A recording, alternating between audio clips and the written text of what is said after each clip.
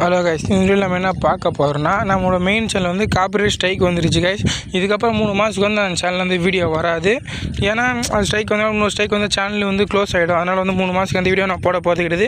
என்னோடய 2வது சேனலில் போடலான்னு ஒரு முடிவு எடுத்துக்கிறேன். பாப்பா அது எவ்வளோ நாள் போடுவேன்னு தெரியல. இருந்தாலும் வாங்க கைஸ், இந்த வீடியோவில் நம்ம என்ன கண்டென்ட் பார்க்க போகிறோம்னா, நம்ம இந்தியா ஓன இங்கிலாந்து டூர் வந்து செல்ல போகிறாங்க. அது வந்து ஜூன் மாதம் 27 கிட்ட என்ன ஸ்டார்ட் ஆகுதுன்னு போகிறாங்கன்னு நினைக்கிறேன். அதில் வந்து நீங்கள் பார்த்தீங்கன்னா ஸ்குவாடை வந்து அறிவிச்சிடலாம் இந்தியன் டீம். அதில் பார்த்தீங்கன்னா அபிமன்யேஸ்வர் வந்து கேப்டனாக போட்டுக்கிறாங்க. செம்மையான ஒரு பிளேயர், கம்பல்சரி அவர் கரெக்டாக இருப்பார். இப்போ எஸ்எஸ்சி ஜெய்ஸ்வால் இருக்கிறார், நிறைய பேர் வாய்ப்பு கொடுத்துக்கிறாங்கன்னு சொல்லலாம். ஷர்துல் தாக்கூர் வந்து, கருண் நாயர் வந்துருவார். துருஜூரில் வந்து வைஸ் கேப்டன், விக்கெட் கீப்பிங் அவர் இஷான் கிஷன்.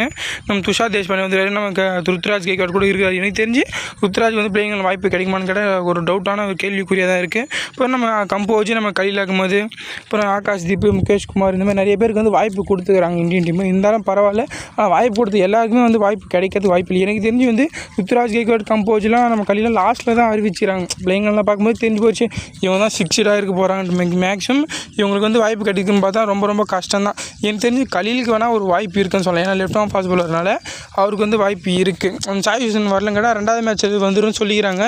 ஒரு சுமன் கில் கூட இதில் பேர் கிடையாது. எனக்கு தெரிஞ்சு அவங்கள மெயின் டீமில் போகிறது கூட அதிக வாய்ப்பு இருக்குது. அதனால் வந்து இதில் பேர் இல்லை. நிறைய பேருக்கு ஒரு வாய்ப்பு கொடுத்துக்கிறாங்க. இருந்தாலும் வாய்ப்பு வந்து அவங்க வந்து பயன்படுத்தினா ஒரு மெயின் டீமில் போய் போகிறதுக்கு ஒரு அதிக வாய்ப்புன்னு எனக்கு தோணுது. ஏன்னா இப்போ ரோஹித் சர்மா கிடையாது, விராட் கோலியும் கிடையாது. அந்த இடத்த வந்து இப்போ யார் நிரப்ப போகிறான்னு கேட்டால் நிறைய பேர் இருக்கிறாங்க. அதில் வந்து யார் நல்லா ஆகிறாங்களோ கம்பல்சரி அந்த இடத்துக்கு நிரப்புவாங்கன்னு எனக்கு தோணுது. இப்போ நம்ம அபிமன்யேஸ்வரெலாம் சூப்பராக ஆடிந்தார் போன வருஷம். நீங்கள் பார்த்துருந்தீங்கன்னா இந்த வருஷத்தில் கூட அந்தளவுக்கு வாய்ப்பு சரியாக கிடைக்க ஐபிஎல் வந்தாலும் அந்தளவுக்கு இல்லை. போன வருஷம் செம்மையான ஒரு பர்ஃபார்மன்ஸ் கொடுத்துருந்தார். இதுக்கப்புறம் என்ன பர்ஃபார்மன்ஸ் காட்டுறாரோ அதில் டீமில் வரது கூட அதிக வாய்ப்பு. ருத்ராஜ் வந்து பிளேயிங்கில் வாய்ப்பு கிடைக்குமா கேட்டால் ஒரு டவுட்ஃபுல் தான். எனக்கு தெரிஞ்சு வந்து ரொம்ப ரொம்ப வாய்ப்பு கம்மி தான். ஏன்னா கன்ஃபார்மாக வாய்ப்பு கிடைக்குமான்னு கேட்டால் எனக்கு தெரிஞ்சு வந்து ரொம்ப ரொம்ப கஷ்டம்னே நான் சொல்லுவேன் வாய்ப்பு கிடைக்குமான்னு கேட்டால். ஏன்னா பிளேயிங்கில் நிறைய பேர் இருக்கிறாங்க.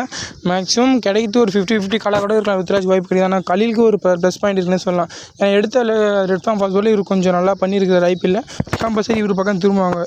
நம்ம கம்போஸ் பக்கம்லாம் ரொம்ப ரொம்ப வாய்ப்பு கம்மி. நம்ம முகேஷ் குமார்லாம் இந்தியன் டீமில் ஆடிக்காரு. ஓரளவுக்கு நிரூபிச்சிடலாம். அவர் பக்கம் திரும்ப அதிக வாய்ப்பு இருக்குது. நம்ம நிறைய பேர் இருக்கிறாங்க. எனக்கு தெரிஞ்சு அந்த மாதிரி பிளேயர்லாம் வாய்ப்பு இருக்குது. பார்ப்போங்க. நம்ம சேனல் பிடிச்சிருந்து லைக் பண்ணுங்கள், ஷேர் பண்ணுங்கள், சப்ஸ்கிரைப் பண்ணுங்கள். மறக்காம இந்த சேனலை சப்ஸ்கிரைப் பண்ணுங்கள். அந்த சேனல் வந்து 3 மாதத்துக்கு வீடியோ வராது. அதுக்கப்புறம் வச்சுலாங்க வீடியோ போடலாமா வேணாமான்ட்டு. பிடிச்சிருந்தா லைக் பண்ணுங்கள், ஷேர் பண்ணுங்கள், சப்ஸ்கிரைப் பண்ணுங்கள்.